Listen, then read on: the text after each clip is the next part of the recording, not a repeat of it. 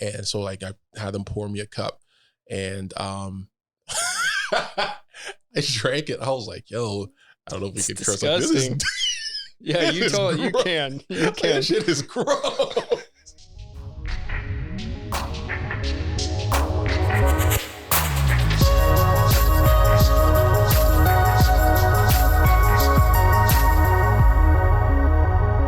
Welcome to the Proclamation Podcast. I am your host, Luke Nolan, and today we're here at Foursquare Coffee once again with our good friend, Tim Olaore. Tim, thanks for being with us. I'm super excited to be here, man. So when Eric, my business partner, told me that he had a neighbor who moved in who knew something new about coffee that he didn't know, I was like, I got to hear about this guy. And it's been funny, like meeting you, but always in passing. Yeah. And I was like, we got to get this guy on the podcast. Yeah. Yo, dude. So I'm now excited. we can actually talk. I was like, hey, what's up? Just talk when it's not the podcast. Yeah. It's just like, hey, nice, good to see you. It's good. It's like, oh yeah, we good. Yeah. No, this is good. It's a dedicated time. I'm excited for it. I love it. Yeah. So you showed Eric something new that kind of opened his mind in coffee, and that made me want to ask you about your first coffee memory. And I think that everyone would love to hear about that. My first coffee memory? What's your first coffee memory? So I remember when I first started working after college, we traditionally didn't drink coffee in our house, like growing up, just because it wasn't something that we did. But then I started working at Hewlett Packard. And it's corporate, right? So like everybody, like coffee is, you have to. Yeah, it is. If you're not drinking coffee, you're weird. So I kept on seeing everybody, like I'm just at my desk. I'm like, what, 19, 20 or something like that. Dang. And I'm at my little cubicle. I'm typing away, and I just see people like up and go, come back, up and go, come back. I'm like, dude, what's the point of a desk if you're not going to be sitting at it? Right. And you're not getting much work. You're not getting like, what is? Are we okay to do this? And so, one of my cube mates came back, and I asked her, I was like, this might be a stupid question, but where's everybody going? Where are you going? Yeah, where's everybody? Am I missing something? Yeah. You guys like playing a secret poker game going on in the back or what? And she was like, we're just getting coffee. It's like, that's what everybody's doing like all this time. Yeah. And so I went, and then I saw, this was my first time in corporate, like in a real job. Sure. And you go to the break room, and this is Hewlett Packard. It's nice building on, and you just, and I don't know why I'd never seen it, but just this elaborate, you guys have like fancy old like latte makers and espresso makers and things like that. And I'm seeing this whole work and different types of beans and roasters and things like that. And so I tried it. And so like I had them pour me a cup, and I drank it. I was like, yo, I don't know if we can curse like this. Yeah, you can. That shit is gross. I was like, what are these people doing? Yeah, why are they keep drinking it? And I remember thinking that when my mom was drinking coffee. It doesn't, I was like, it doesn't. It smells great. It's that, like the smell was good and it's mesmerizing. And so they shared me. I was like, oh, this is nasty. I was like, you can put sugar in it. I was like, oh, okay. Now so we're talking. Put a little bit of sugar in it, and I saw like all these like little packets of stuff and creamers, and and it turned, so you put so hazelnut. I got hooked on hazelnut because it just had this super delicious flavor, and so I did, and I also made it a little bit more palatable. And the other thing that I remember, again, this is like my first job, just getting used to stuff, was probably, and this is the morning, like I'm like trying to get to work early and stuff, and probably about an hour or an hour and a half in, you start feeling it's working. They say it takes 45 minutes to get in your caffeine to get in there. Oh man. So I felt the hype. Was like, okay, now I'm ready to go. I'm super energized. Felt that buzz. And then I was like, yo, I gotta take a different kind of break. I gotta go. I need a different break. And that's what I found out. Like people would, drink coffee an hour later and then they got to go to the bathroom and then you come back, you refill. And it's almost like this cycle. And like, how do people get hooked on this stuff? And the next day I was right there. Right back at it. Pouring the coffee. So that's like my earliest experience with coffee. And then since then I married a coffee connoisseur. It's just, did she grow up drinking coffee in her own? Oh, in Ethiopia? It was, coffee is water. Like totally. She even today, coffee or tea, like she can't finish a meal without drinking something hot. She can drink coffee in the middle of the night or late at night. And she brought me onto that habit too, because I drink coffee at like 5:30 just to get me through to like 8 o'clock when the kids go to sleep. Like it's just that type of thing. But yeah, she's, talking about, where the beans are from. And I used to think dark roast was like, oh man, this is going to be. That's it. Yeah. Like strong. Strong. It was like, yeah, if they roast it a bunch of times, like it takes out. Right. So the light roast is like, what? The light roast is where you want it? It's like, yeah, that's why the breakfast blends are usually like medium to light type of things. And so, wow. I felt fancy, you know what I mean? So, yeah. So what's, so you're like looking back at your home and seeing how you grew up and the lack of coffee. Yeah. What do you think your kids are going to, how are they going to describe mom and dad's coffee experience? They know, they love, like now we got a little K-pop, type of thing, totally. But they love to do that for me in the morning. Like to cute. Put it in and like push the button. Dad's coffee. And that's all. I'm like, we get kids so that they can serve us, right? Like that's the whole point. Like, so I'm like, that's why we brought you here. Wait. So do these dishes and make my coffee. So they love that, and they know, how to turn it on. My daughter likes to see like coming out and like the steam coming up. Mm-hmm. She know it tastes gross. Like my daughter knows it tastes disgusting, but she really loves the smell. So I think they'll grow up knowing that coffee was just, if dad's chilling, like my son knows, like if dad's like relaxing, it's with a cup of coffee. Yeah. Like I'm reading a book or I'm running away in the shed or something like that. It's like, oh, dad's relaxing. He has his coffee and he's involved in his thing. Yeah. So give him some space. Yeah. Yeah. Please don't let him at least finish his cup. Yeah. And letting him to the bottom of that glass and we'll be good. Yeah. Does your coffee have to be hot or do you enjoy the changing temperatures? It has to be hot. It has to be hot. It has to be hot. On the hottest day, I'll eat. Or do you dump it when it's cold? Oh no, I just throw it away. Just throw it away. Yeah. So you don't put it in the microwave or anything. If Lydia's watching, my wife is notorious for like having like the same cup of coffee and she'll just keep reheating it. Like she'll forget to drink it. That's what my brother does. Yeah. Just continue reheating it. I can't. There was a guy that I used to work with where he would get his coffee hot and then just open it and wait till it got lukewarm. Mm-hmm. And it just never made sense to me. It's like, why don't you just either get an iced coffee or have them drop a couple cubes in there to cool it down? But totally, I guess he liked that from me. Like it was super hot, getting out to cool, but I have to have it hot all the time. Yeah, it could be 100 degrees outside. I'm drinking hot coffee. Totally. Yeah, I feel like everybody is kind of one or the other. Yeah, they're like, I have to have it. Yeah, cold or hot. Yeah, or they're like, no, I like the different. Yeah, the different stages. What are you? I think if I had to pick one way, I would say hot. Yeah. But because I'm in the coffee industry, I have to appreciate the changes. For sure. And be able to explain those. Yeah. But overall, I like it when it's real hot. Yeah. Yeah. But I never reheat. I just add more hot coffee. Mm-hmm. Or like I'll even, if I get down to half a cup, I'll just add super hot water and like water it down. Yeah. It almost makes it taste kind of like popcorny.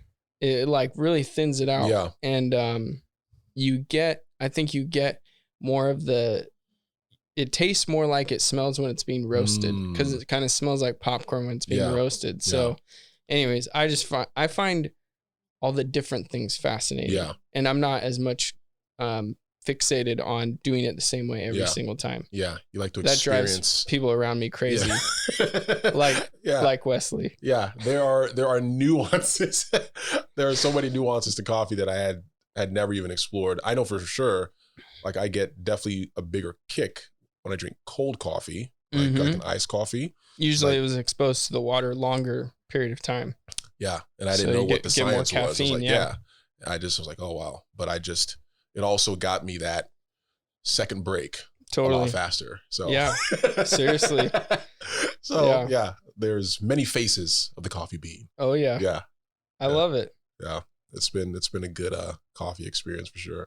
So before we move on to the next thing, one of the things you said about working at HP and seeing the people get up and take those breaks, it reminded me of how a friend of mine said that they never smoked cigarettes until they started working at a restaurant, and they noticed that every 45 minutes, the people who smoked were getting like 5-minute, 10-minute breaks to go smoke. 100%. Because the manager knew that they were going to be grumpy or they were going to start like dropping things or whatever.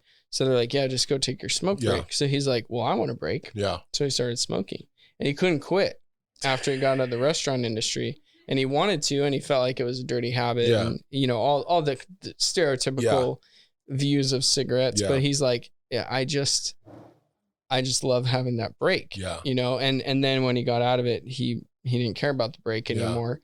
And another one of my really good friends said there's nothing better that goes better together than a cigarette and a cup of coffee. And he like almost didn't want to quit smoking just because of those two things. Yeah.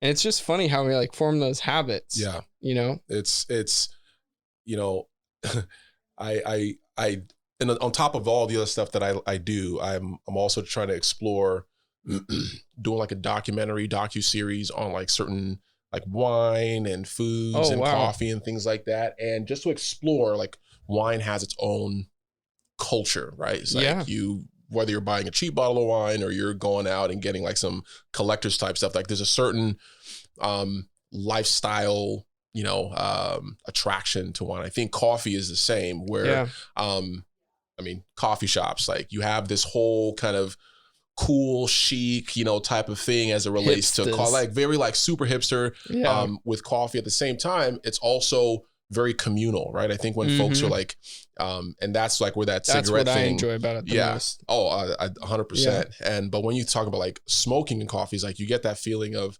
like I don't smoke, but like the cigarette kind of gives you that kind of chill, kind of relax, and then the coffee at the same time kind of like up and down at the same time. At the same time. And so, and then I think it's the smells too. I think smell has a huge thing to do with like the aroma of the coffee, and then, you know, the smell of the smoke is just kind of like this. When you mix that, it puts you in this place that's very kind of pleasing to all the senses. You know what I mean? One of the very best coffee experiences I've ever had was drinking instant coffee, which was terrible. However, like you just poured in the cup, like just the the packet with the hot water. But it was in Cambodia at our hotel, and that was what the hotel offered was the instant coffee. Now you could go to the like restaurant during the day and get a real cup of coffee. But because we were only there for 3 days, Eric and I went. And with our friend Jesse. And so the three of us were there, and we were only there for 3 nights. And so we never got used to the time change. And it's almost completely opposite of here. So at 2:30 in the morning, all 3 of us were awake, and we just went out on the back porch, and there's trees hanging over, and there's monkeys running around and birds.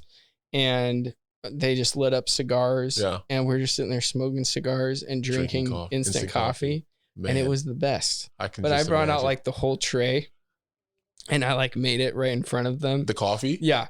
And they were like, "Oh, this is so like fancy." It's like a whole, like the Ethiopians have like the coffee ceremony, like it was what they like do. That. Yeah. It was like that, but with very terrible coffee. But that's all we could do. You know, that's all we didn't bring all that stuff with us. So you know, I think the memories and like the communal side is way more important than the quality.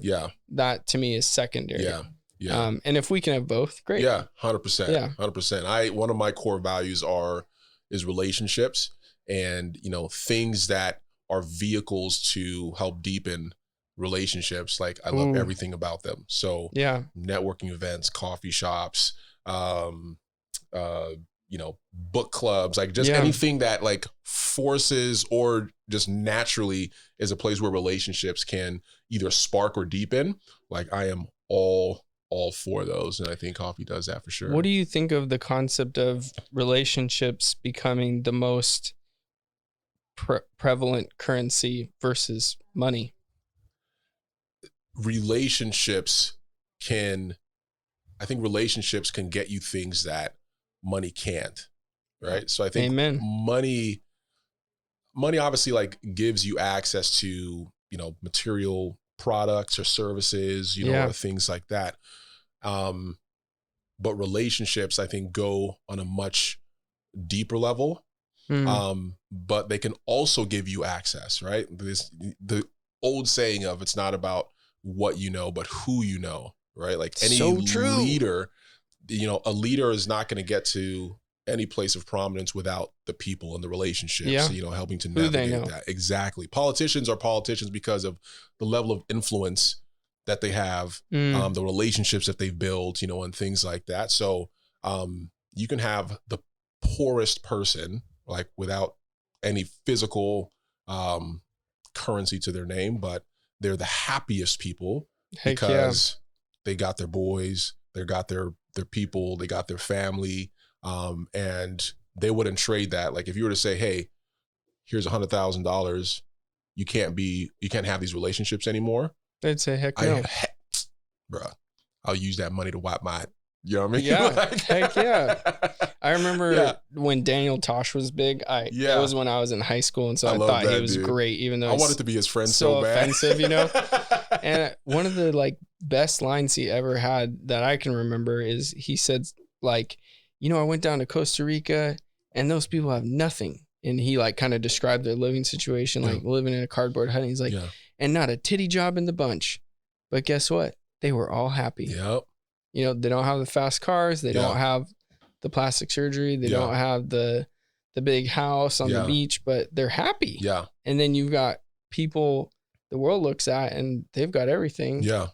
And they're miserable, blowing their brains out. Killing themselves. Exactly. Sad. Yeah. It's really bad. We went on a honeymoon to, where did we go?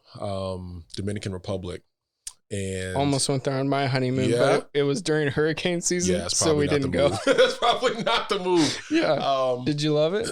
It was amazing. It was amazing. And one of the things that really stood out to me was how happy everyone, like they just had, how people have like RBF, like resting bitch face, and they're just like, these people had like resting smile face. Like they're just chilling and it just looked like they were smirking or content or Put happy. That on the quotes board, RSF, resting like smile RSF, face. Exactly. I love that. I don't know if it was because of the rum. There's a lot of good rum in the DR. Oh, really? And they had rum. I think rum is like coffee. Like I think they have rum for breakfast, lunch, and dinner. Sounds but like it was a plan. such a interesting observation that you're going on the tours and like even going into the city and things like that. And folks are just resting, smiling, like just happy, like just chilling, and they're not in mansions or whatever. They're just hanging out, just happy to be there. Yeah. It's crazy. Yeah. And what's even crazier is people used to say, 100 years ago, or maybe even less, they used to say, well, it's because they don't know what they're missing, right? They don't know about the planes and trains and automobiles or whatever, they don't know about the wealth. Yeah. The things that could really make them happy. Yeah. But now, I mean, when I went to Uganda in 2007, people had iPhones. Mm-hmm. So they know, and now there's social media. Mm-hmm. And guess what? They're still happy. 100%. Because there's like a contentment that we have lost in America that is disappointing. Yeah. It's like this insatiable, it's like once you, and it's almost like you don't want them to know. It's like, because once you get that, either it's money or the house or the car or whatever, and it's all for outside perception, right? Mm-hmm. It's not internally made. You just want I want Luke to see me and be impressed with the car that I'm driving or with the phone that I have or the house that I'm living in. And once that euphoria is gone, then it's like, okay, I need to get to the next thing. And you're back to this place of empty. And so you're just like in this insatiable quest to fill it with things out, versus if you already find the things that fulfill you, like, last year, my kids didn't get sick one time, not even a cold. And like, to me, that is happiness right there. Like, we may have been struggling financially to like get stuff together. It was a crazy year. It was a mad crazy year. Like I was working, my wife was looking for a job and all these things. And so financially it was tough, but we were so happy. Like the kids were healthy, like together more. Everybody was together more. Like I was, which was also stressful, but we were all like in each other's face. And like, I learned different things about like my kids' characteristics and personalities. They probably learned a lot about you too. They learned a lot about how do mom and dad handle 2020. They are so emotionally intelligent now. Wow. Like I don't even have to say anything. And my son will be like, Dad's tired. Like, let's play the quiet game. They did that for me in the car the other day. I had to give them like daps and props and stuff. I was like, son, I really appreciated that. He told his sisters like, let's just play the quiet game. Dad's tired. Like, wow. Cool. Let's do it. The boy's 5. You know what I'm saying? Oh, whoa. He's 5 years old and he has 3-year-old twin sisters. So he's kind of taking that and being able to kind of read the room and the situation and knows like what my facial features are when I'm not trying to engage in that way and not like push it and prod it. So like that stuff makes me happy. Yeah. Yeah. I don't think you can pay for that. No. You definitely cannot. if there is a place, tell me where I'm buying. I was about to say, I will sign up. Take all of my money. It's not there. My wife and I talk about this a lot. Yeah. And I think that when you're a dynamic person like yourself, you get a lot of relationship opportunities. Yeah.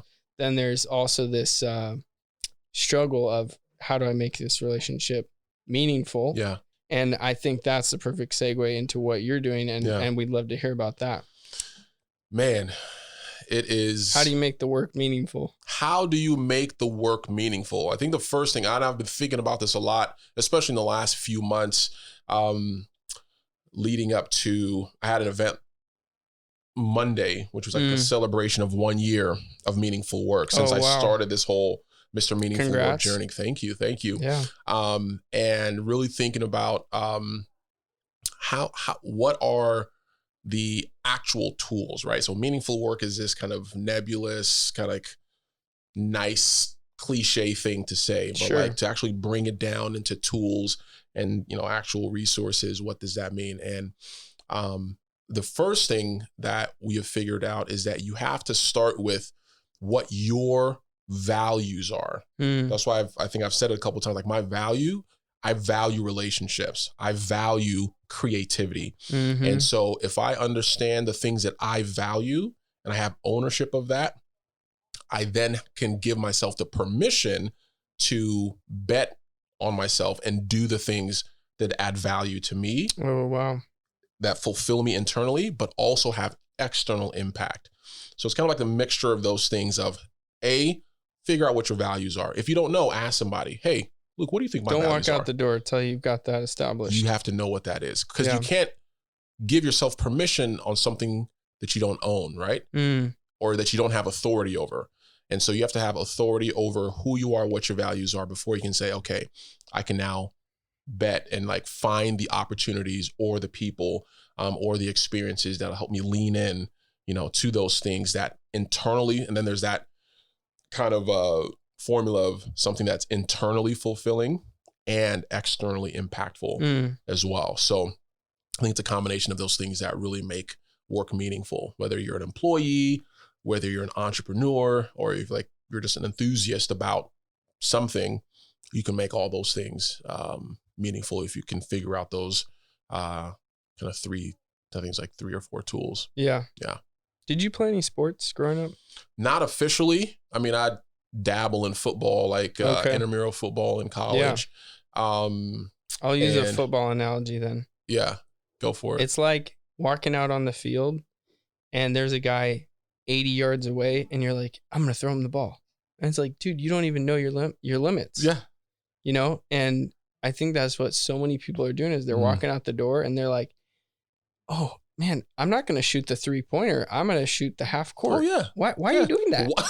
Why, bro? Because you saw one guy on YouTube throw a one-handed shot and made it. Yes. You know, like that is not establishing who you are before you walk out. And you know, man, I can hit every single pass at 5 yards, 10 yards.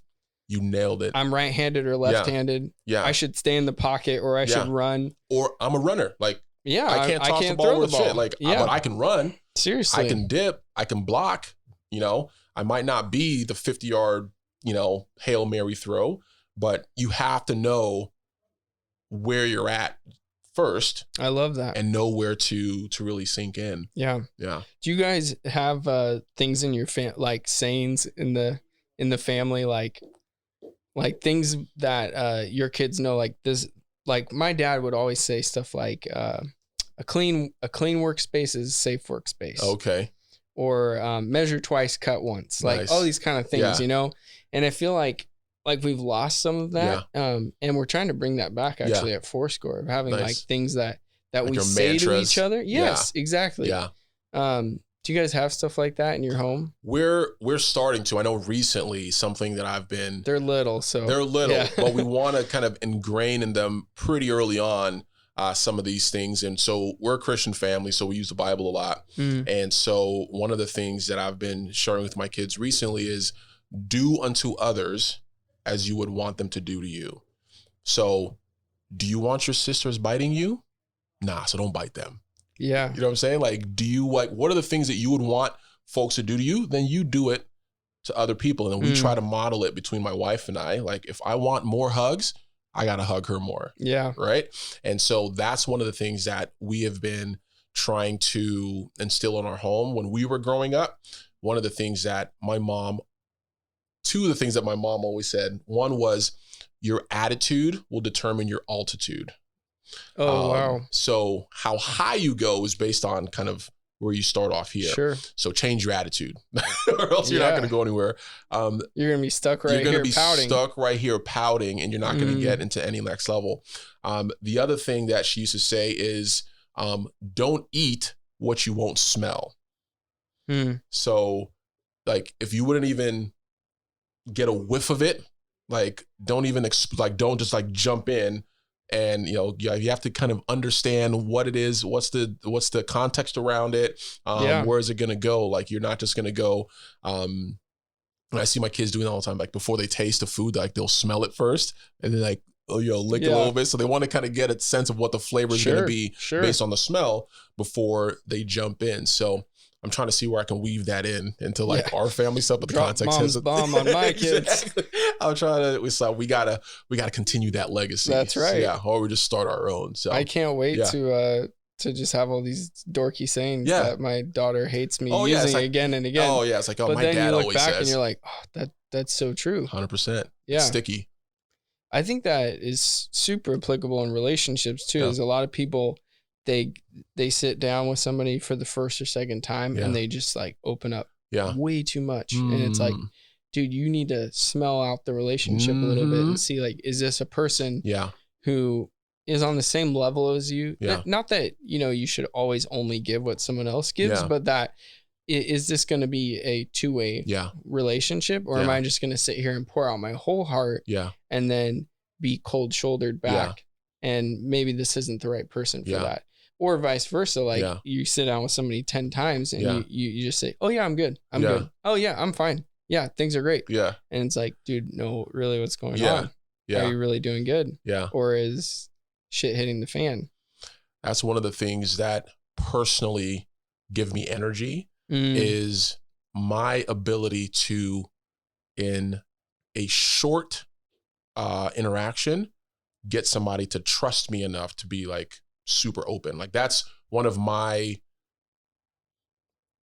I don't know what the word is, but it's like, if I can accomplish that in either, how we build rapport or, the questions that I ask on the onset. Yeah. If I can get somebody to be super open with me in our first or second, and build that trust, in that first or second instance, like that is,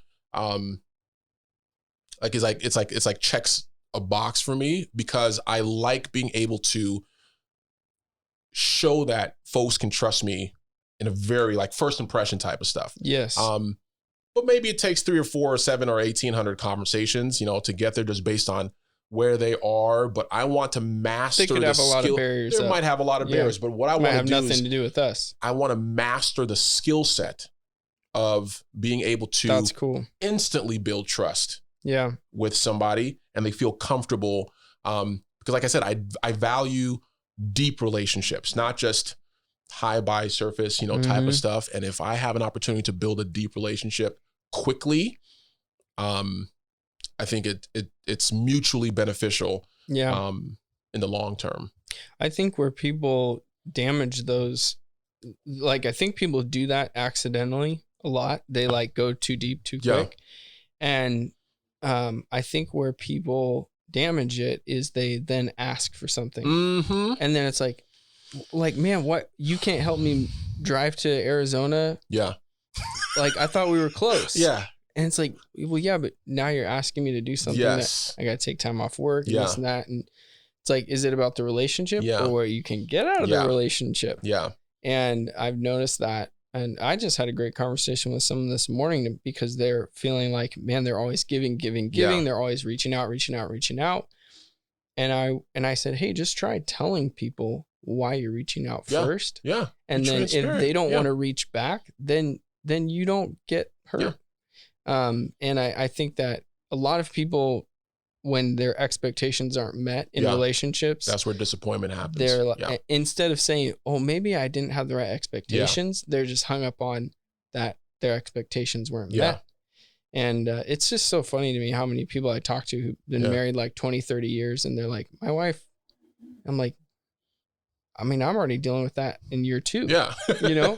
So did you think it was going to get better? Yeah. Or like, she's always going to be different than you. Yeah. So our expectations should maybe be different. Yeah. 100%. Or being transparent about those expectations right at the top, and then managing,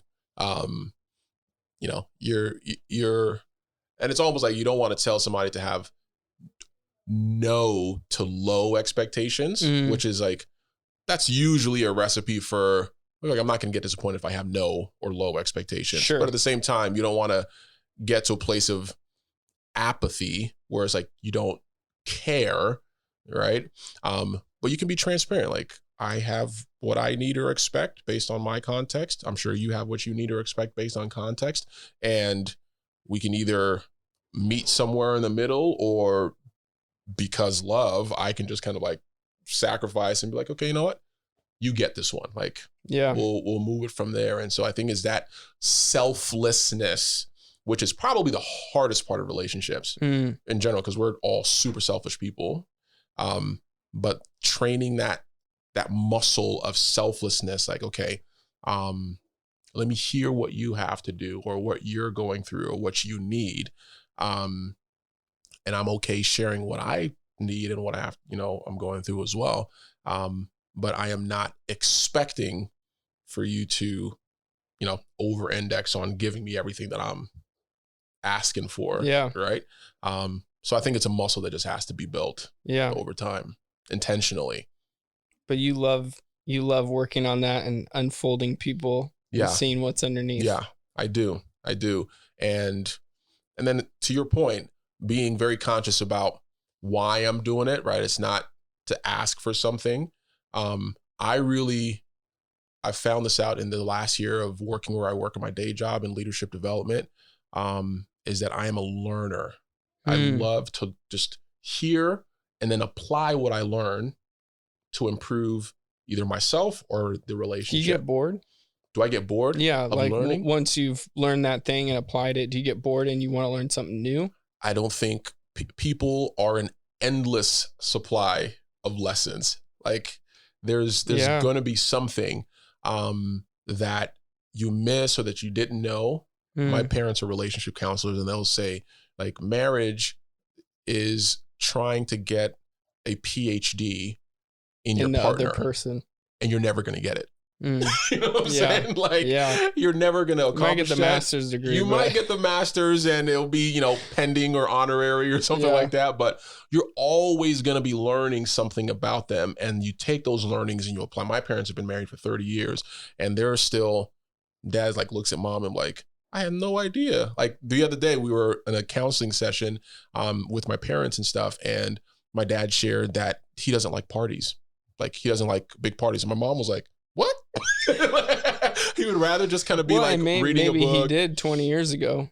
Now he's like, I don't. Or he's like, what he does is like he demonstrates, like, because he's a pastor, so he has to be in front of a lot of people. Exactly. So he's learned how to deal like in those situations, but his preference is just to be very like reading a book with close people, and would much rather not be in like a big boisterous, type of thing. My mom was like, oh, good to know. Like I can relate to your dad. I would rather just stay home and hang out. Chill. I love my house. Yeah. Homebody. Yeah. My wife's like, did you enjoy going to Disneyland? I'm like, yeah. She's like, did you? I enjoy the coming back part. Once I get there. Yeah. Once wherever it is. Yeah. She'll be like, do you want to go to the Olare's house? I'm like, no, I just want to stay home. Which is okay. You don't like them? No, I love them. They're awesome. Yeah.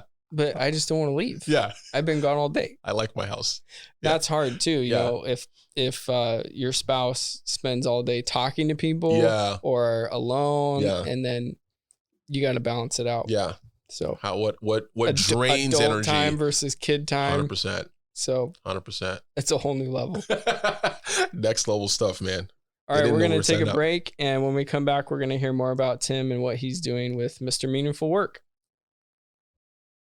Hi, my name is Luke Nolan, and this is the Proclamation Podcast. We are back after a little break here with Tim Olaore, and we are talking about work. We're talking about family. We're talking about balancing relationships, and it's been a great conversation so far. So if you are watching the podcast, please like and subscribe, and also follow Tim and what he's doing, and we're going to hear a little bit more about that now. So, Mr. Meaningful Work. Yeah. Tell us about that, and also tell us about how your day job maybe gave you like some inspiration or some insight into what you wanted to do in your personal brand and your personal project. Yeah.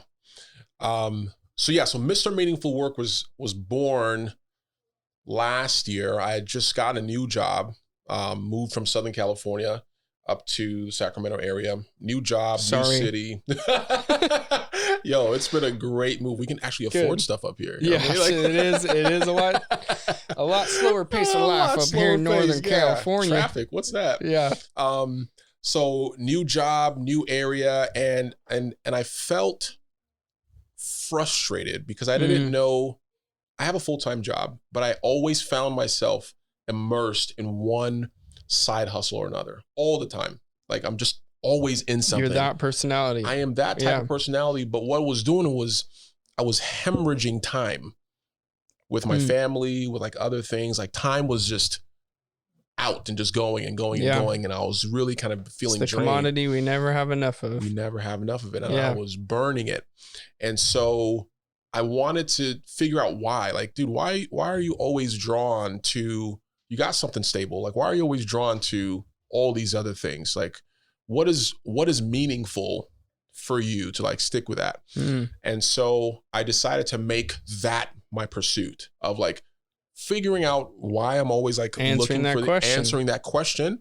And that became the brand. Like I am Mr. Meaningful Work and I'm searching. I'm not a pro. I'm not a guru. I'm literally just trying to figure out what is meaningful work? How do you apply its principles to what you're doing so that you can find focus? And so that's where the journey started. And I was literally just recording myself every week, looking back at the previous week, what were some meaningful activities that I found? Okay. And using that as a lesson for applying it to the next week. And so those were Meaningful Mondays was what I called it. And then on top of that, again, I value relationships. Like I like to get feedback from folks. Yeah. So I said, let me just ask some smart people what meaningful work is to them. How do they apply it?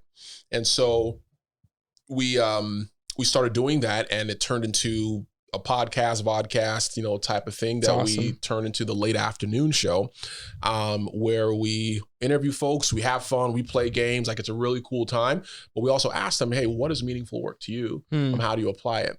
And so what has happened over the course of the last year is that I have gathered a lot of definitions. I've gathered a lot of applications to meaningful work and starting to put together something of a framework, right? Yeah. You're getting ready to write your thesis. Hey, that's, and I looked at it from like a very academic standpoint, like you're doing this research, you're getting peer reviews and things like that. And like, how do you compile that into something? And so that's where we're at. And right now, we are hoping to build some type of tool. We're trying to build what we're calling the meaningful work matrix, where folks can actually take an assessment, do something where they see where they're at. Like I was telling you, like, how do they find their value, get that first base, find ownership of that. And then how do we map them to the right people, the right tools, the right experiences and resources that will help them, take that bet and get that permission that they need to get. So that's kind of what I'm doing by way of meaningful work and exploring that and building relationships along the way. My job, like my actual job at Adventist Health, a health system out here on the West Coast, is in developing leaders, right? So we have a pipeline program of trying to make sure that if we need a hospital president or a hospital, CFO or something, we got people coming up. We have people inside that already know our culture. They already know our values. They're mission aligned. They've been well exposed to the business. We don't have to be externally recruiting all the time. Yeah. So I build that. People who already know about your values and care and understand and they care how you work. Yeah. And they're committed to it. And so that's what I do. And the way that I feel like Mr. Meaningful Work and Adventist Health tie in is that I want folks to know that my company, Adventist Health, empowers people discovering what meaningful work is for them, right? They create an environment. They celebrate strengths, right? They celebrate those values and they give folks the opportunity to explore those. So for recruiting, it's really great when I'm going out to these college campuses and trying to get them into our program. If they've already seen that you're presenting something desirable. Exactly. They see the Mr. Meaningful Work brand and they see that the organization that I'm working with empowers, supports, celebrates that stuff. It's like, oh, heck yeah, we want to work for that. Because a lot more people have that type of mindset to have their dream working alongside of their day job. Yeah. Yeah. Being able to and we're so multifaceted, whereas you can be a full-time employee, you can be a full-time side hustler, you can be a full-time, investor or whatever it is. Yeah. And that's the world that we live in, especially given COVID and last year where everybody is remote. So you have the capability of doing multiple things and still adding value, in a meaningful way on all of those things. So, yeah, I love that I can do that, pursue that, while also being committed to the job that I have during the day. Yeah. Yeah. What I love about your attitude is that it's not, I got to do one or the other, but that I am empowering yourself before you get up in the morning. Yeah. But then you're also you're in the proximity of these people who are empowering you to do 2 things, 3 things. And then you got your family on top of that. Yeah. Or that should come first probably. Yeah, for sure. And all those things are being supported to be excellent in all of them and not just saying, well, hey, you got to be fully committed to Adventist Health. Yeah. That Adventist Health, live, eat, sleep, breathe. Yeah. Nothing else. Yeah. But yet they're having the opposite attitude of, hey, you can be really great at both of these. Yeah. And one of the things that Adventist Health has been really great in talking about, especially from an HR or human performance model, is doing away with the idea of balance. Right? When you think of balance, it's like something has to go down for the other thing to come up. Oh, where we're talking about by way of that is integration. Right? There's now work-life integration. How do you have these things? Not compartmentalizing so much. Not compartmentalizing, not a win-lose type of thing. Okay, because I'm working at Adventist Health, I can't do meaningful work. Or work-life is like, okay, because I am dealing with stuff at home, I cannot perform well, at work. Like, how do we integrate, those things? And I think over the last year, what I've learned is that Adventist Health is really, really good about that integration. I have my old bosses, some of the executives and folks that are saying, yo, put your shows on my calendar. I want to watch you on LinkedIn. That's amazing. I was like, oh, really? I didn't know we could do that. So we have folks, watching the show. Yeah. From Adventist Health. Can't talk crap about them on your show anymore. I gotta be nice, which is easy. Live only? Yeah. It's we could probably start recording these. Screenshot that. It's Tim, it came to our attention that you have shared. And then my wife too, and the home part is my kids know Tuesday nights is the late afternoon. They know the theme song. My wife will come in, she'll comment, she'll promote and things like that. And so you're really starting to integrate versus having to balance and one thing lose. Sometimes I have my kids like actually come on the show, so you don't have to be like, oh no, this is daddy's time, and and separate from that. So we're getting better at like integrating so that you don't have to feel like you have to do 4 or 5 things separately well. Like, how do they work together so you know what your focus and values, and you do that one thing well, and it flips up all the levers on the other things. So my wife's mom is a administrator for a school, charter school, and they're hiring a lot of people right now. And she invited us to come over to their house kind of earlier in the day before she was really done with their work day. But she said, I'm just doing remote stuff, so come on over. Yeah.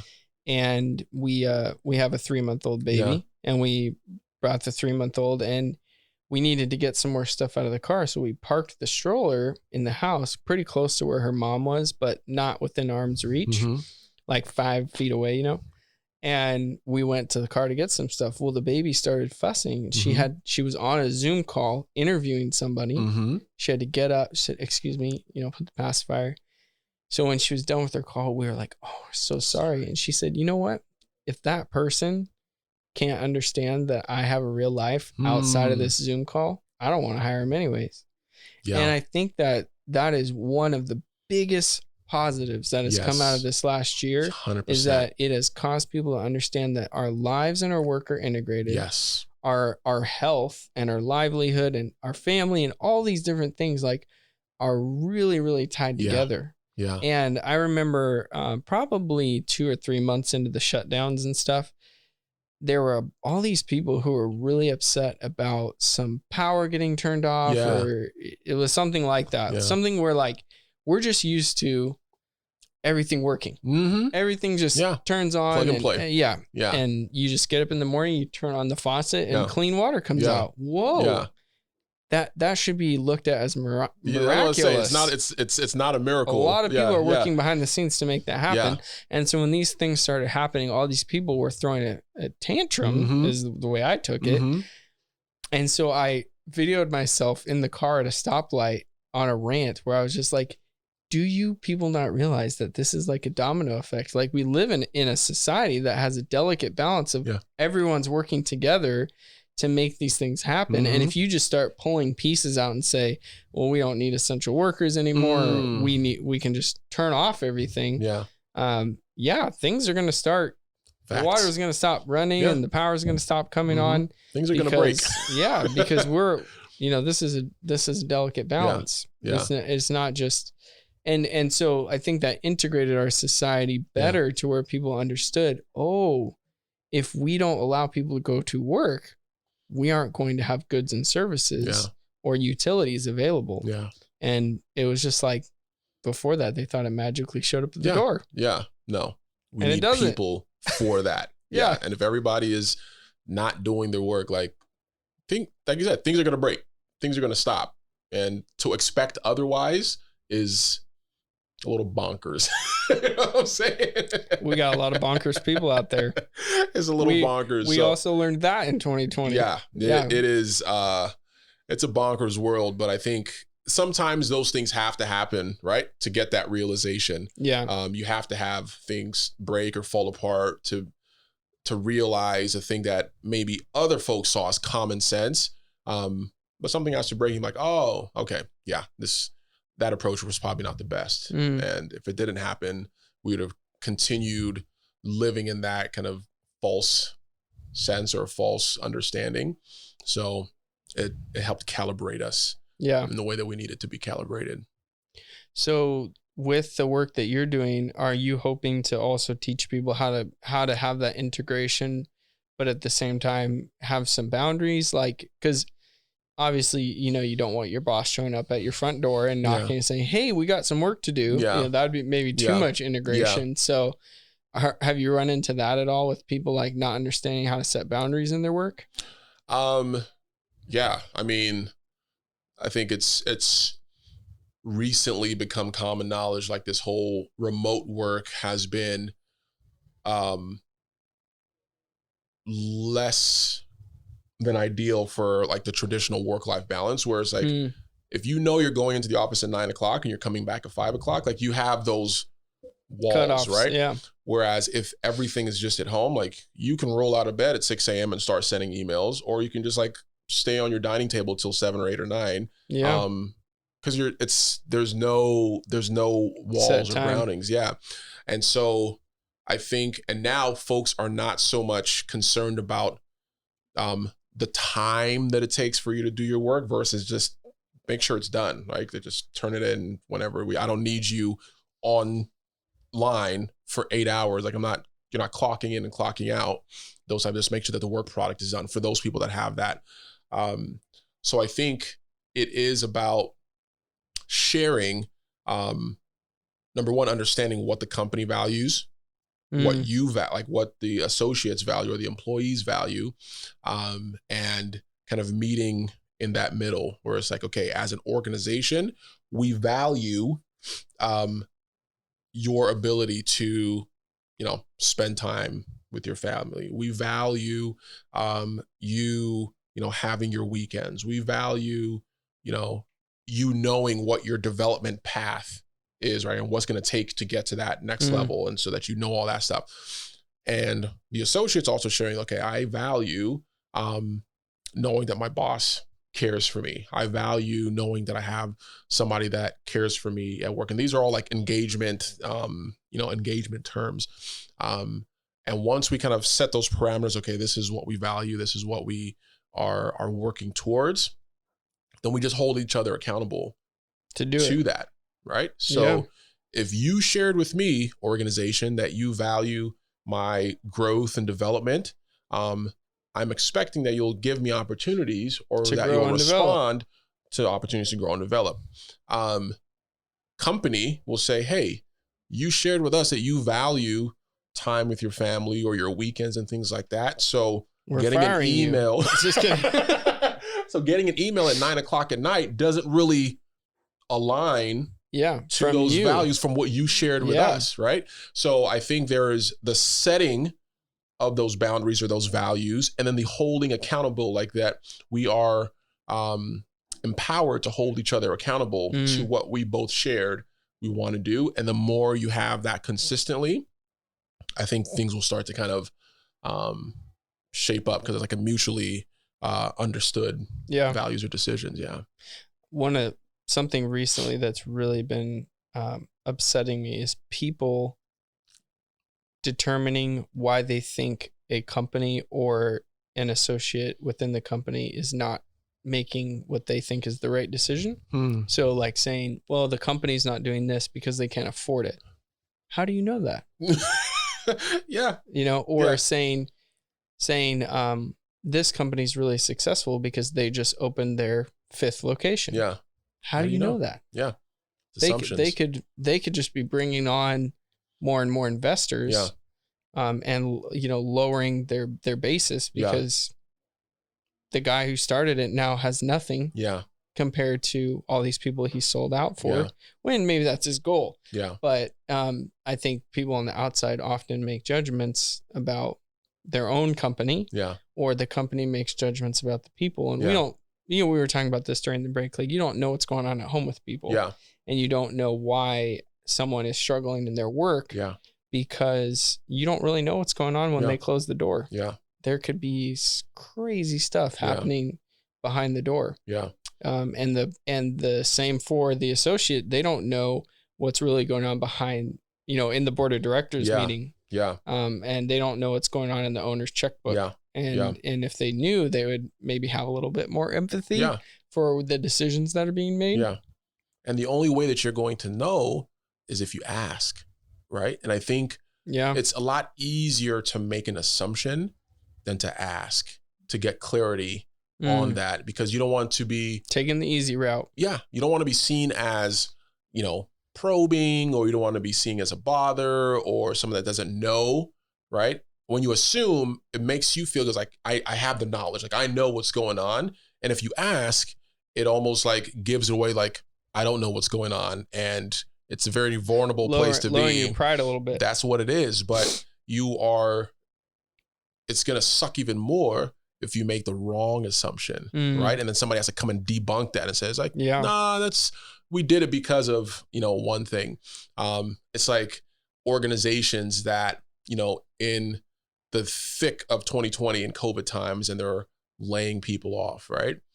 But then the same organization makes an acquisition, right, of a company or of another branch or whatever. And folks on the outside are like, that doesn't, how are you going to be firing people? They thought they were failing after the first decision. Yeah. And then they're like, now you're buying a company. So it's like, I thought you didn't have the money for this. Now you're spending all the money. But if you dig in, if you, find out and get clarity before making those assumptions, and then folks make decisions based on those assumptions, like because they did this, or because I thought they did this for this reason, I am going to be bitter, or I'm going to be, or quit, or I'm going to write a bad review. Helps your life. Or what, like, yeah. And, but then you dig in and you find out, it's like, what we have to do in the short term versus where we're going in the long term. Yeah. Which is, I think, a struggle for people that are not in leadership positions to be able to have that long view, and not just be stuck on that short view. It's like, hey, if you understand what we're trying to do 10 years from now, so that come 10 years from now and we're hit with something like this, we have the bandwidth to not have to lay people off, right? Because we set something up, back then.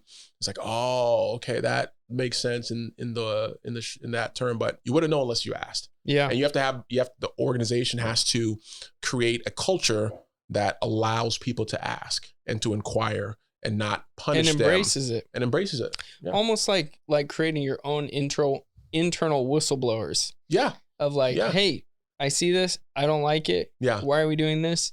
And then giving them some space to sort of flesh that out and say, well, this is why. Yeah. Yeah.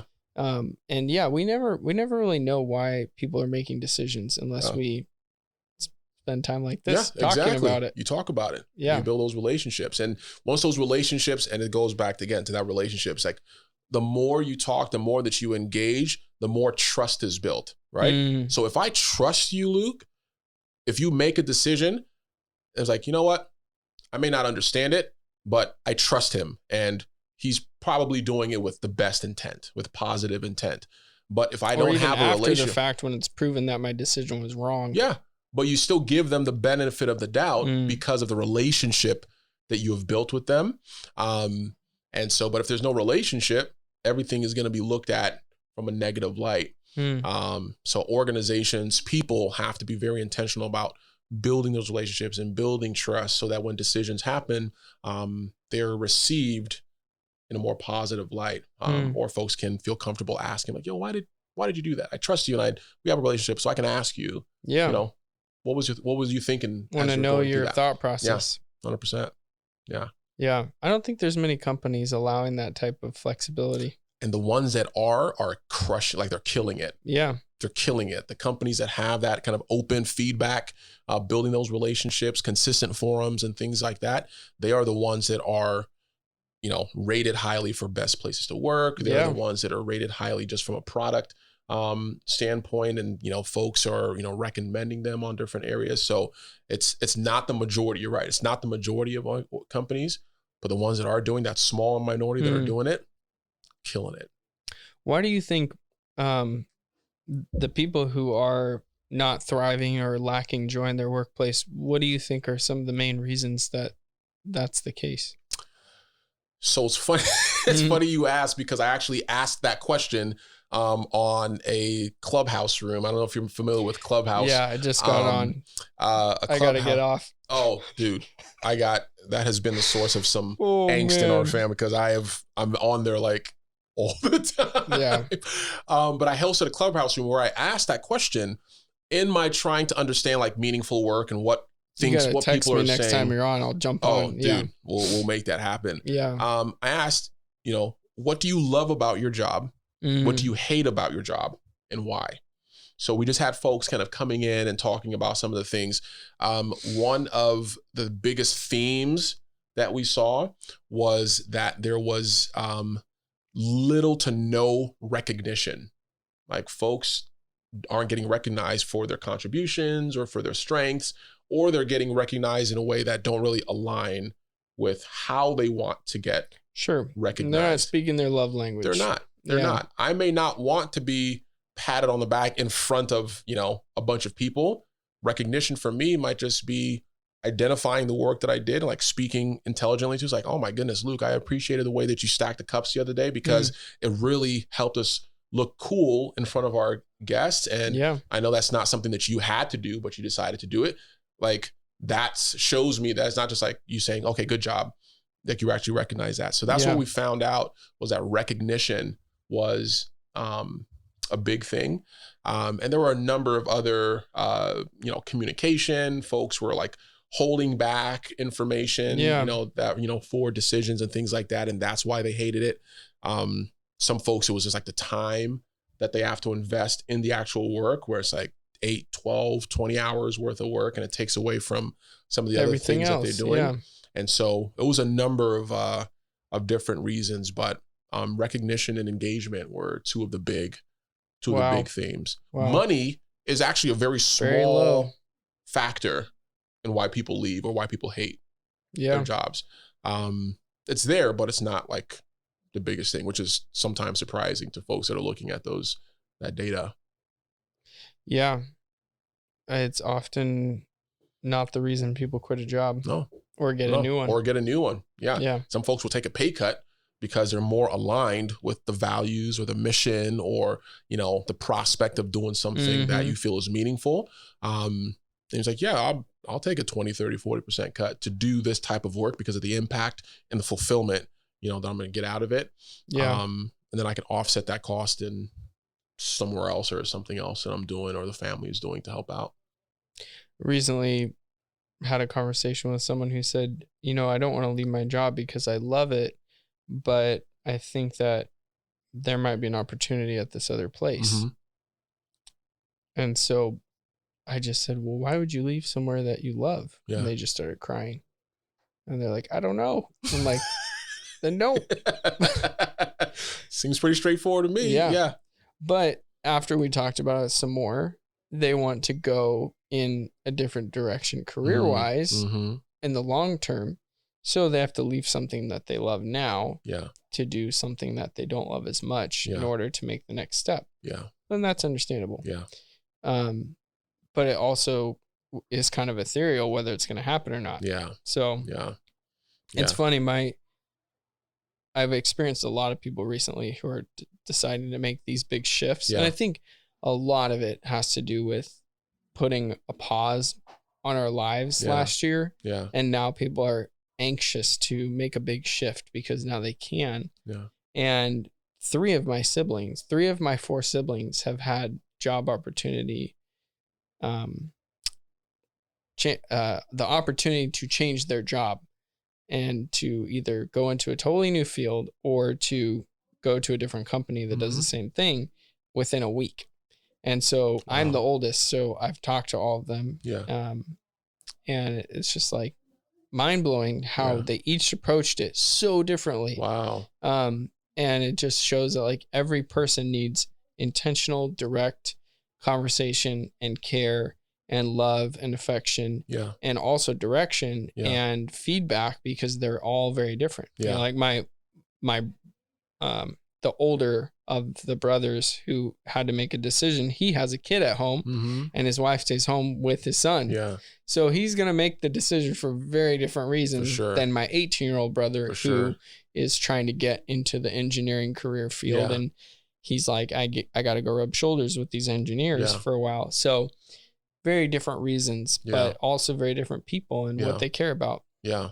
And being able to have that individualized approach is key, and it's hard, right? Because the easy route is to have like a blanket approach for everybody. Like this is the advice that you get. It's hard with my kids. Like I got 3 kids, 2 of them are twins, and my default, very much not. Okay. Very much not. They only share gender and both birthday. Girls. Okay. Yeah. But my default is to just have like the same blanket rules for everybody's eating the same thing. Everybody is approached the same way. Like it just goes. But I'm finding that no, you have to. Josh receives information and advice in a certain way. Joy receives information. Jael does it in a different way. Same thing when we're giving advice to our folks, our family, our people of listening, understanding the context, the approach, and giving them feedback based on that. In that event that I had the other day, as far as meaningful work, the celebrating 1 year of meaningful work, we talked about pivoting, right? So pivot, like when you're going in a direction and you need to move in another direction, either as a company or as an individual, like trying to get a job or anything. Best practice says that when you're pivoting, you always want to pivot into something that is a bigger opportunity, stronger what you're position, in now, stronger position. Or if you look down, it might not look strong now, but there's sustainability, growth potential or something down the road. And so any advice, so that's kind of like the blanket feedback of like, okay, is this a bigger opportunity or is this a opportunity that has more development, in the future? And then how you go about that is now when it gets nuanced, right? So it's like, okay, you're approaching it because of this, and this, you're approaching it because this and this. But at the end of the day, we want to make sure we're pivoting into something that's, bigger or longer. That's how businesses do it. It's like, okay, we're going to pivot and diversify into new products, or we're going to go into a new industry that has, more potential, or it might be niche now, but there is so much, market, so much left on the table that we want to move into that, into that avenue. So, but yeah, it's interesting that you brought up that, folks are making changes, in job big and ones. work. Yeah. Yeah. And companies. Exactly.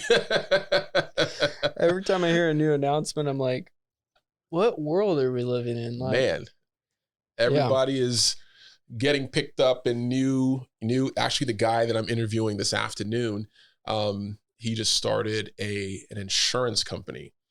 And his insurance is already a massive industry, like massive. And there's big players like in the game, but his approach better not let them know you're coming into it either. And they're going to, and the thing is like his whole point is to disrupt those big players, because now they are a big target on his forehead. That's the thing. And his approach, like the niche that he's kind of come down to is, we are going to use more,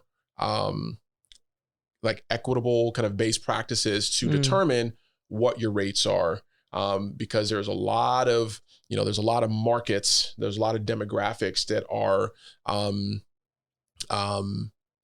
underserved because of how companies are, putting their rates out, how they're, doing their claims. And so his company is saying, hey, we're going to be, the most fair and equitable. We're going to base our rates based on, more fair and equitable, practices so that folks aren't underserved. They're going to spend more time learning the person a little bit so that they can give that person a price that reflects who they are. Yeah. Instead of just blanket. Yeah. And that is because nobody else is really doing that. It makes sense because that's a huge, everybody's doing insurance, but nobody's doing insurance like this. And so that's why it's like being the fine dining of insurance. That's it. There's one for every 100. You got to find that premium, nice, nice feature set. So that's, just an example of, if you're going to go into a new industry or a new job or whatever, just make sure it's big or it's going to last or outlast, what you're currently doing. Yeah. Yeah. We could go on about this for a while. I'm about to say, like, there's so many, nuances of. You drew like 10 X's on the ground, and I want to dig into all of them. Man, what was the show I was watching the other day where the guy, Little Things. I don't know if you saw this. I haven't seen Little Things. Oh, The Little Things. It's Denzel Washington. I've heard of it. Yeah. So there's a scene there where it's like he's just digging a bunch of holes. Trying to find a body or something, but it's been good. I want to ask you one more question. I'm here for one more question, man. How you've come to Foursquare a few times. You've seen kind of our vibe and what we're doing. Yeah. You're here today. To be part of this. How has Foursquare made an impact on you, and what do you think that we're doing here that can inspire other people in the things that we've talked about. Yeah. So one of the things that I've seen recently, and I don't know if you've done this all the time or I've just been seeing it recently, is how kind and authentic you are in the comments, like on the reviews.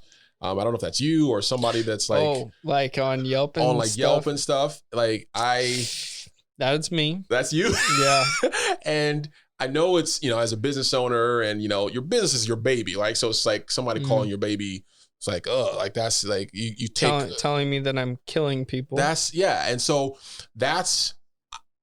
I love it when companies are not too big to engage in a kind and authentic way.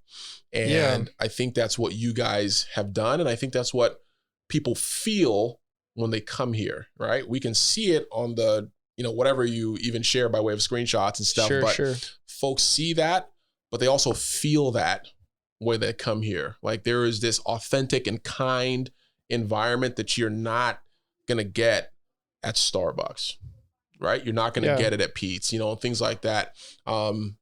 There's same chairs and there's, the same, playlist that's playing and all that stuff. But when you feel that, no, these folks are, they know me, like this is a destination for relationships. This is not just a place where you give coffee. And you have things like this that kind of lend themselves to that, whether it's, a podcast where you get to know the personality of the people and the shop. I know you guys sometimes like host events here and, things like that. So it's like the place has personality and you want to go to a place that has personality because people connect with personalities as opposed to, just a cold brand, So I think that's the thing.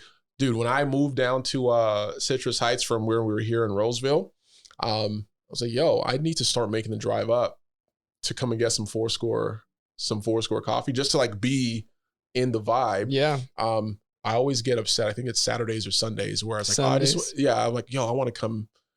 And it's like, man. Sorry. Fourscore and Chick-fil-A. Chick-fil-A. You guys. Almost every Sunday when we're driving up 65, I'm like, let's get some Chick-fil-A. Nope. Can't. It's closed. Can't. And sometimes I did. That was like 2 weeks ago. My wife was saying, hey, gather food for the kids.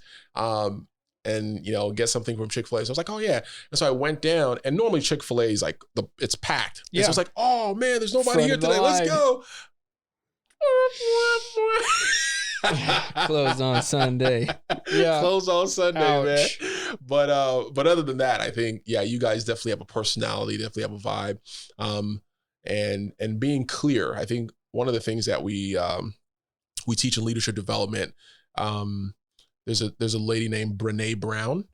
She talks about vulnerability and dare to lead. But one of the things that she talks about that is clear is kind, right? If you're not clear with somebody, you're being kind to them. Unkind. Exactly. So the fact that, you are clear about what your values are and the things that you value in other people and the choices that they can make and, what you guys are doing to, show up and do your best and what folks are able to do, that's clear, right? Yeah. And then folks can see that and then they can choose to do whatever they want with it.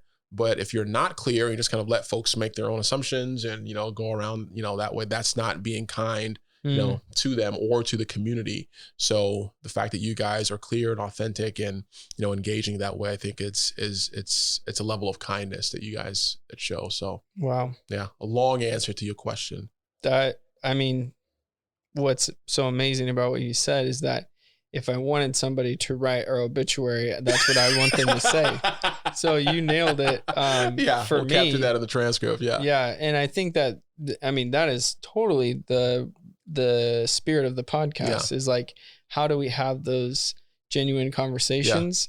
And, we get to have amazing conversations with beautiful, wonderful, crazy, broken and put together and all sorts of types of people over there on the other side of the espresso bar. Yeah. But those conversations we've learned aren't happening amongst other people as much, and they become isolated. Yeah. Not understanding how to meet each other in your differences and to work together and to understand another person's point of view or their background or their struggles. Yeah. I mean, you know, some people are born without legs. Yeah. Some people are born with an extra one. Yep. And we all just come into this world and we get churned up in all the meaningless work. True. And the busyness. And we forget that, hey, we all started at the same spot. Yeah. And we're all going to the same place. Yeah. And we just need to learn how to work together and listen to one another and 100%. have these conversations and be genuine. Yo, I'm here for it. I love it. I love it. You hit the nail right on the head. And folks are going to be like, yo, this is Tim says it all the time. Like, it's about those relationships. Yeah. Building those relationships, valuing those relationships, because it only works. This thing called life only works with good relationships. If you don't have good relationship, it's not going to work. Like, we weren't built to do the shit by ourselves. No. And folks that isolate themselves or, you know, build walls, you know, and things like that and say, hey, I refuse to work with this group or that person or this person. Ultimately, they're not going to do well. So I think, yeah, we got to do that. We got to make it meaningful. And you guys are doing that. Thank you. And you as well. I'm trying out here, man. Thank you for being here. Thank you for having me. Yeah. Back in the studio. You guys got, I mean, it's official, like a referee's whistle in here, man. It's getting a little bit hotter every time you come in. I love it. This has been the Proclamation Podcast with my guest, Tim Olaore. And you can find him on Instagram at Mr. Meaningful Work. That's MR Meaningful Work. Find him on Twitter. We'll have all that in the bio as well. If you made it this far, please like and subscribe. Follow Tim, follow us, and hopefully we'll have some more genuine, meaningful conversations here in the future on the Proclamation Podcast. Thank you.